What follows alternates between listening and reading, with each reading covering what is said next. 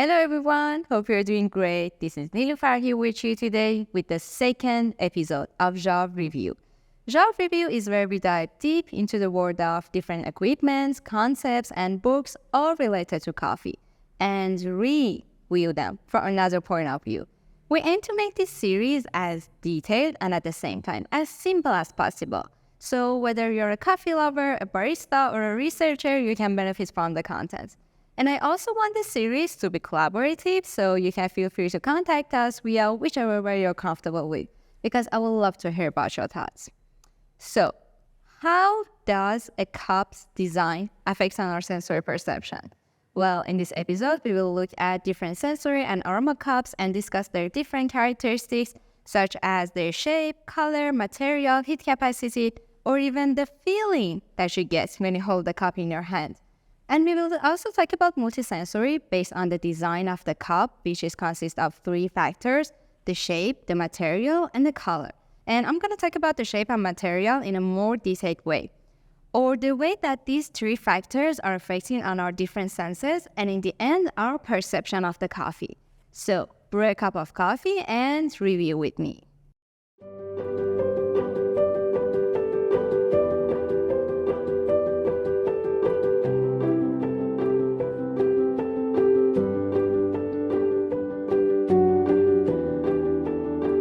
Personally, this episode is one of my favorite episodes because as a coffee expert who drinks lots of coffee daily, it's really important for me in what kind of cup I'm drinking my beverage. Is it a split cup or a tulip-shaped double-walled ceramic cup or even my handmade clay open-mouth cup? Well, all these aspects of a cup, the color, shape, material, cannot change the taste of the coffee that we're drinking, but it would alter our perception of it. And the point here is that with every one of the cups that I use, my sensory perception of its content is different. Isn't that amazing? That every little aspect of a cup can directly affect on our sensory perception. Well, choosing a cup is definitely a choice based on your personality, based on your taste. But here in this episode, I'm trying to give you all the important points you need to know about their aspects, so the next time you want to buy yourself a new cup, you'll be more cautious so you can use all the things that a cup could give you and have a nice multisensory experience. Okay, now let's talk about the effects of different materials. Here I have 5 cups that are made of plastic, metal, ceramic, glass, and paper. And about the material, the things that matters the most are the specific heat capacity, heat conduction, and heat loss. Let's start with a comparison between the plastic and metal cup. Well, plastic has a really high specific heat capacity. Therefore, when you pour your hot coffee in the cup, the beverage temperature would be more stable, while in metal, due to its really low specific heat capacity, you might burn your hand just holding the cup in the early seconds. And in plastic, we have a low heat conductivity and heat loss, so your beverage temperature would be more stable. And in metal, for example, if your environmental temperature drop, your cup's temperature would drop and it would easily and quickly pass its temperature to your liquid and your coffee might get cold much faster. Okay, and ceramic and glass comes in between the plastic and metal. And ceramic's specific heat capacity and heat conductivity are higher than glass. So in ceramic, your beverage's temperature would be more stable, while in glass, you might burn your hands holding the cup. And in paper, which I have a paper cup here made with a layer of polyethylene, paper's conductivity is almost zero. So basically, it doesn't play a role in rising or dropping your beverage's temperature. And it has a really low specific heat capacity, even lower than metal. So at first, when you pour your hot beverage in the cup might get so hot, but due to its really low heat conductivity, it wouldn't pass the temperature to a liquid, and it would pass it to the air much faster. Okay, now let's analyze the impacts of a cup's shape on our sensory perception.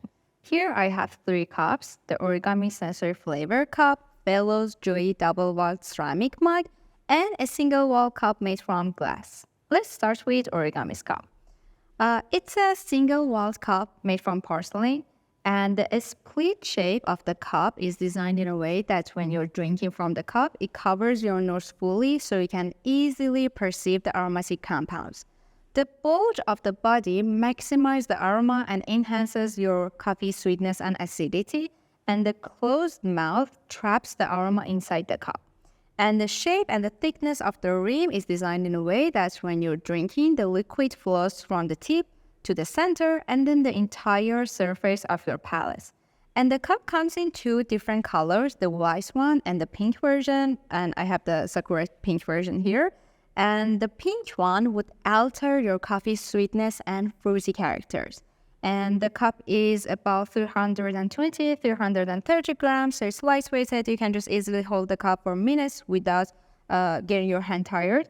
And it's dishwasher safe, easy to clean, and about the price, it's $14. So basically, it's cheaper compared to the other brands. My next cup is Fellows Joy Double Walled Ceramic Cup. And the double walled option makes the cup cool to the touch. I mean, you can pour your hot coffee in the cup. You can even put hot boiling water in the cup. And there's no chance that you might get your hand burnt when you're holding it. And the tulip shape of the cup traps the aromatic compounds inside. And the tapered shape makes the cup easier to grab and easier to hold. The cup comes in two different colors. The white version with the coppered bottom, and there's also a black version of the cup. And I actually like the white version better because when you pour your coffee in the cup, there would be an interesting contrast between the dark color of the coffee and the white walls of the cup. And the shape and the thickness of the rim is designed in a way that when you're drinking from the cup, the liquid flows first to the sides and then under your tongue. The cup is not dishwasher safe. You should hand wash it, and it's about 560 grams. I think it's a little too heavy for a cup. And it's $30. I know it's a little expensive, but as you can see, based on the design and the aspects of the cup, I think it's totally worth it. My last cup is a single wall glass cup. It's not from a specific brand. It's just something I like and I use it regularly.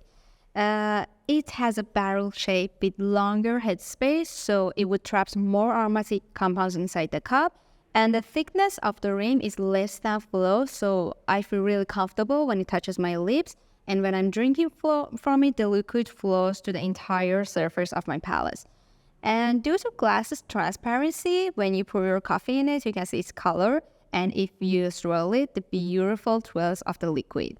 And it's so lightweighted, it's about 200 grams, so you can just easily hold the cup, walk around the room while you're enjoying your coffee. And it's dishwasher safe, so easy to clean. And it's really cheap. I mean, with the amount of money that you're gonna use on one Fellow cup, you can buy like 10 of these cups. Now I want to do a test, a sensory perception test with these 4 cups here. The Origami's cup, Fellows cup, my glass cup, and a Barista Hustle cupping bowl. Well, the reasons that I choose the last cup to do my test are that it's made from HDPE, high density polyethylene, and it has a really high specific heat capacity, even higher than plastic. And the cup has an open and wide mouth with a round shape, so your coffee may reach its oxidation much faster. And it's reasonable because the cup wasn't designed in a way for you to be used as a mug or for you to pour coffee in it and play with it for minutes, but due to its special material, I think it suits my taste really well. So I'm going to brew coffee, pour it in these cups, taste it, and then I will share my sensory perception results with you.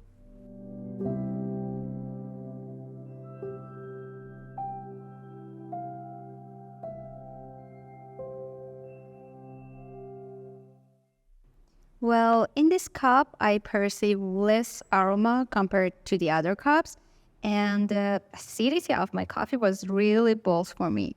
And in my glass cup, well, my beverage temperature drops really quickly. My coffee is kind of warm right now, but it was really playful for me. I was just playing with my liquid in the cup, and it was really enjoyable.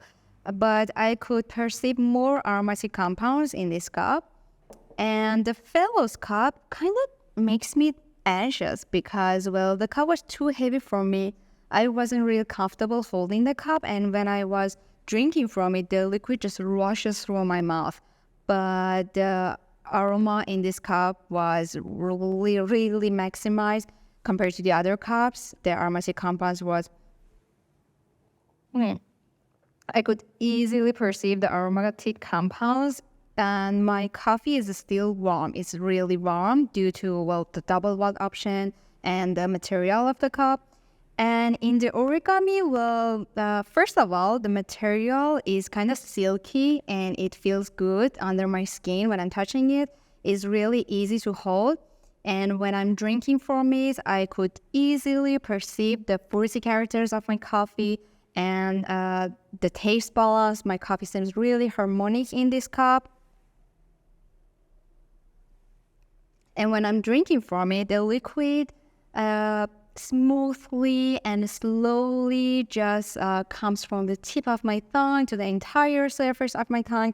And I could perceive the different characteristics of my coffee in this cup. And in the end, well, my personal choice is the Origami's cup, because I think this cup just have it all in one cup. And that was really a nice coffee drinking experience for me.